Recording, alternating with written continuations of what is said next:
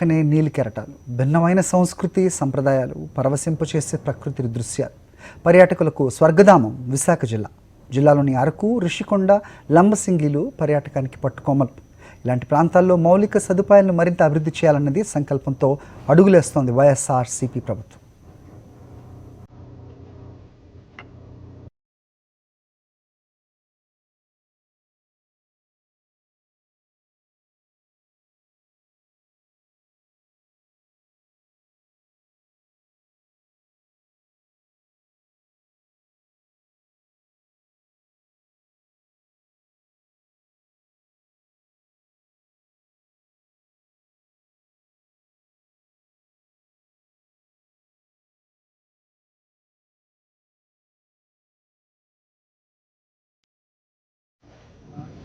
ప్రపంచ పర్యాటక దినోత్సవం సందర్భంగా విశాఖలో వరల్డ్ టూరిజం డే ఉత్సవాలు ప్రారంభమయ్యాయి.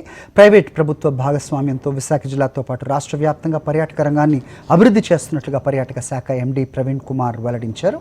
ముఖ్యమంత్రి సీఎం జగన్ ఆదేశాల మేరకు ఇందుకోసం సరికొత్త పాలసీని రూపొందించినట్లుగా చెబుతున్న పర్యాటక శాఖ ఎండీ ప్రవీణ్ కుమార్తో మా ప్రతినిధి రామచంద్రరావు మాట్లాడారు. చూద్దాం. విశాఖతో పాటు ఆంధ్రప్రదేశ్ తీరం అంతా కూడా పర్యాటక స్వర్గధామం. అయితే కేవలం పర్యాటకుల్ని ఆకర్షించడమే కాకుండా పెట్టుబడులను తీసుకురావాలనేది తాజాగా ప్రభుత్వ ఆలోచన. దీనికి సంబంధించి ఏపీటీడీసీ కొన్ని ప్రణాళికలు కూడా రూపొందించినట్టు మనకున్న సమాచారం బట్టి తెలుస్తుంది. దీనిపై మనతో మాట్లాడడానికి ఏపీటీడీసీ ఎండీ ప్రవీణ్ కుమార్ గారు ఉన్నారు. సరే, అదే ఇప్పుడు ప్రభుత్వం పాలసీ మీకు తెలుసు, ఎట్లాంటి పాలసీస్ ఇంప్లిమెంట్ చేద్దామని అనుకుంటున్నారు, ఎస్పెషల్లీ పెట్టుబడులకు సంబంధించి?